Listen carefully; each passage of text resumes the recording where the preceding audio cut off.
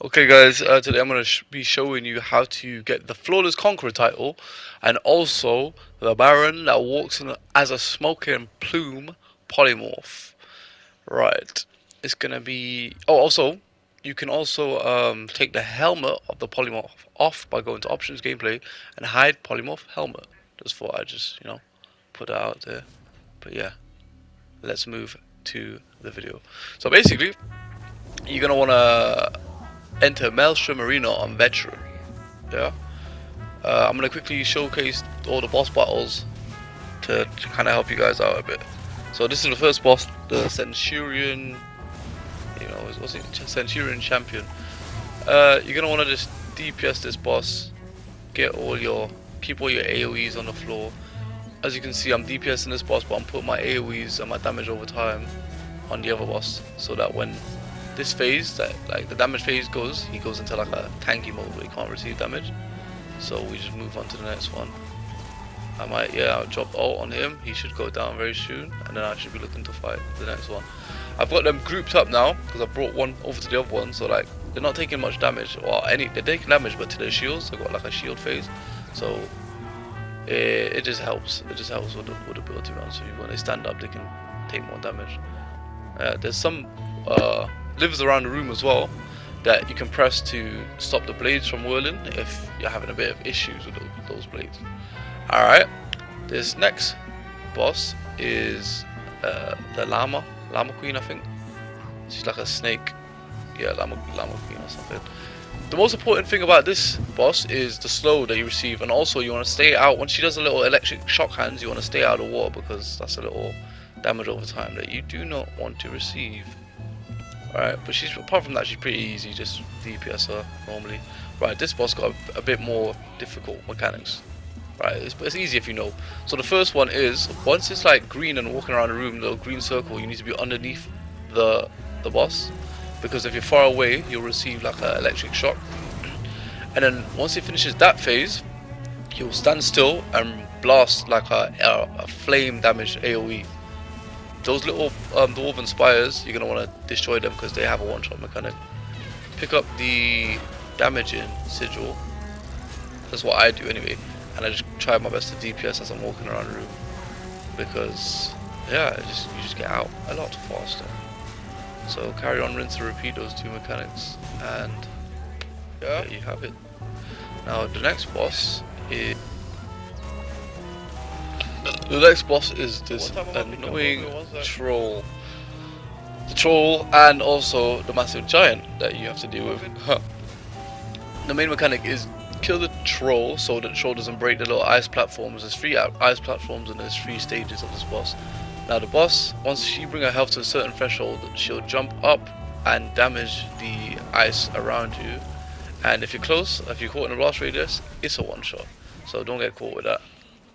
There's a couple of ads, try your best to DPS them. The range ads like the Nernids or whatever, they do quite a bit of damage as well, but just focus on troll and you'll be fine. This boss damages the spiders because the little obelisk, they try to cover up the obelisk. You need to run to these obelisks to protect you from other spiders that don't really take much damage. And also these little bedbug like creature you need to kill near the webbed obelisk to remove the acid or remove the webs.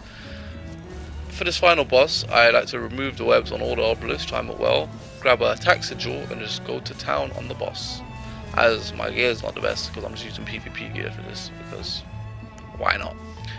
Anyway, this next boss now is the Argonian Behemoth, reminding me of Abomination, and the main thing you have to deal with is this stupid little venom caller. Yeah, but this boss is actually annoying as well, so be mindful of that. He has like a one-shot mechanic. If he hits you, he punches the ground and he does a bite to you. At this phase, you're gonna wanna, when the ads spawn, you're gonna wanna kill one of the ads and stand close to the other ad because he'll make like a protection shield. Because this phase, the Argonian Behemoth just screams and it just kills everything. You don't have to worry about the woman with the plants, because if she gets summoned in this stage, that she'll just die. Alright, so after that stage is over, you kill the other ad and you just go back to work on the Argonian Behemoth. And basically rinse and repeat, to be honest with you. And I popped the immovable pot, now he's trying to stun me, he's like, why won't you stun? Why won't you stun? he can't stun me. Because once he hits you with that stun, he does a little bite, and I knew it was coming up, so I was like, But he caught me with it that time because I wasn't expecting it. So yeah, same again, rinse and repeat. The two ads will come. You're gonna wanna try and kill one ad as quickly as possible, and you wanna kind of have the Argonian Behemoth close to you because sometimes it might mess up. I'll show you now. I've DPS'd the other ad, the one with the shield, a bit too much, so now he's gonna die. So luckily enough, I was close enough to dodge roll and give the Argonian Behemoth a stun, because like 2 ticks of that scream and you're pretty much finished. You don't wanna hear that scream, trust me. So yeah, rinse and repeat, same again, damage him, and he's dead. Alright, next dungeon now. This boss is pretty simple. The Warden Stones need to be destroyed before you can do any damage to said boss. There's 3 Warden Stones around the perimeter of the map, and as you can see, I've left my DOTs and AoEs on the other one, and while I'm doing damage to this one. So they basically broke at the same time. I didn't realize. This thing, that the little mage pyromancer does like a continuous damage, but it builds up, so you're gonna want to bash that. And also the boss does like an AoE where she sprays out like a cone of flame, so you kind of want to weave in between that. Anyway, this is the last boss now, and I like to damage this boss, get it to the DPS threshold, she'll teleport, and I'll grab the sigil, and every attack she does to me, mostly is always range, is going to be reflected onto her. So that's my little thing that I normally do. Get out of the blast radius. This Daedroth is so annoying, guys. If you're a bit lower CP, this Daedroth is going to give you a headache. So try and come with something to counter either the fire or give you a shield so he doesn't do too much damage to you, because the DOT is kind of annoying. Right. After you brought the boss to a certain threshold, she'll go upstairs, or he, whatever the hell it is. There's going to be like a electrified shadow rend that's going to come to you. You're going to want to DPS the shadow rend close to the portal, which will allow you to use that portal to go upstairs. Once you're upstairs, you're going to have to destroy the animus crystals. We're getting into the second phase, the second mechanic of this boss fight. DPS the animus crystals. Whilst you're DPSing the animus crystals, the boss will try and hit you off the edge, and in return you're going to want to hide behind like a little rock. Like a little rock shield will come, so you can hide behind that to stop yourself from falling off.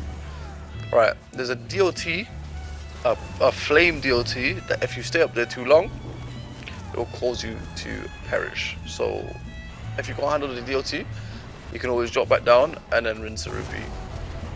But yeah, if you can handle it, you can stay up there and do all 3 crystals at once, to be honest with you. Just keep your buffs up and keep the damage on the crystals. Same mechanic again. I'm going to damage this animus crystal, and the boss is not going to be happy with that, trying to hit me down, but I'm going to have a rock shield, you can see, flying around the inner circle. So I just try to line up behind that. Right, that's broken, and if you time it well enough, you can fall into it, land on the floor, and not get hit out into the lava like I just did. But yeah, I'm a bit rusty. So now the third mechanic of this boss fight is there's going to be golden specters. The blue specters do damage to you. The golden specters allows you to do a synergy that once you pop it, it freezes every enemy on the map, and I think it wipes out the blue specters as well. So as you can see, I'm just collecting them whilst trying to DPS the boss. I've collected 2 so far. I'm continuing with my damage, and yeah, trying to kill this thing because it summons a bit. I don't even know what it summons because I've never seen it before, but I don't know. Anyway, once you get through the golden specters, you can blast out an AoE that will stun everything, allowing you to put your damage over times on the boss, and like, yeah, I pick up a attack sigil and just damage him. So there you have it, flawless victory. To get the flawless conqueror, you need to make sure that you complete Maelstrom and do not die, guys. Yeah.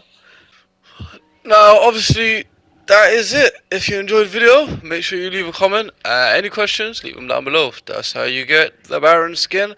That's how you get the title, Flawless Conqueror. See you in my next stream. Twitch TV, do Sonic.